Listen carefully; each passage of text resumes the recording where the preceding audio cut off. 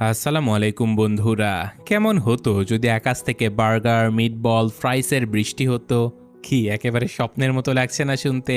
তো চলুন দেখে আসি যদি এই স্বপ্ন সত্য হতো তাহলে কি হতো। কারণ আজকের এই মুভিতে আমরা দেখব সত্যি আকাশ থেকে বৃষ্টির বদলে পড়ছে মিটবলস। তো গল্পের শুরুতে আমরা দেখতে পাই ছোট্ট একটা ছেলেকে যার নাম ছিল ফ্লিন্ট। ছোটবেলা থেকে সে ভীষণ বুদ্ধিমান আর সকল বিষয়ে অনেক কৌতূহলী ছিল। সব সময় নতুন নতুন জিনিস আবিষ্কার করার সে চেষ্টা করত। আর তার একটাই স্বপ্ন ছিল বড় হয়ে সে এমন কিছু বানাবে যা মানুষের কাজে লাগবে। তবে একটা ছোট্ট সমস্যা ছিল, ফ্লিন্ট যতই বুদ্ধিমান হোক না কেন তার প্রত্যেকটা আবিষ্কারের সাথেই কোনো না কোনো গন্ডগোল হয়েই যেত। তার আইডিয়াগুলো ছিল অসাধারণ, কিন্তু ফলাফল একেবারেই উল্টাপাল্টা। একদিন সে খেয়াল করলো যে তাদের ক্লাসের সকল বাচ্চায় জুতোর ফিতা ঠিকমতো বাঁধতে পারে না। কেউ না কেউ হোঁচট খেয়ে ফিতার সঙ্গে পড়েই যাচ্ছিল। তখনই ফ্লিন্ট ভাবে যে এটার একটা সলিউশন তো দরকার। ব্যাস, সে সাথে সাথে বানিয়ে ফেলে স্প্রে অন জুতা, যে স্প্রে করার সাথে সাথে জুতা একেবারে পায়ের সঙ্গে লেগে যাবে, ফিতা বাঁধার কোনো ঝামেলায় থাকবে না। সকল বাচ্চারা তো মহা খুশি হয়ে যায়। সকলের চোখে মুখে এমন একটা ভাব ছিল যেন আজ থেকে আর কোনো ফিতা বাঁধতেই হবে না।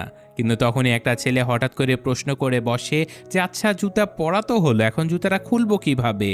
প্রশ্নটা শুনে পুরো ক্লাস হেসে গড়াগড়ি খেতে শুরু করে। আর ফ্লিন্টের তখন এমন অবস্থা ছিল যেন তার মাথার উপর দিয়ে একটা ট্রেন চলে গেছে। কারণ সে নিজে ভাবতে থাকে, আরে এটা তো আমি চিন্তাই করিনি, জুতা খুলবো কিভাবে?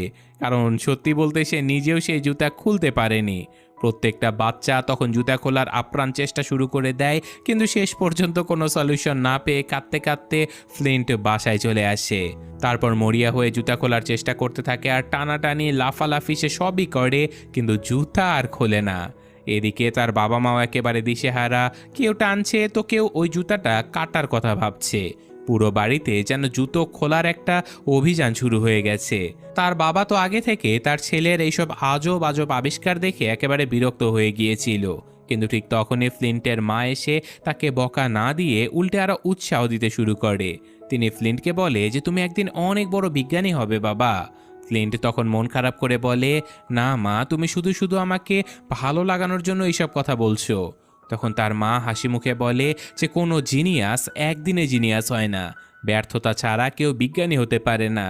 তো মায়ের কথাগুলো যেন ফ্লিন্টের ভেতরে নতুন করে আগুন জ্বালিয়ে দেয়। সে আবারও নতুন উদ্যমে আবিষ্কার করতে শুরু করে দেয়। সে একের পর এক অদ্ভুত সব আবিষ্কারগুলো করতে থাকে, যেমন উড়ন্ত গাড়ি, কথা অনুবাদ করতে পারে এমন বানর, এমনকি হেঁটে বেড়ানো টিভিও আবিষ্কার করে।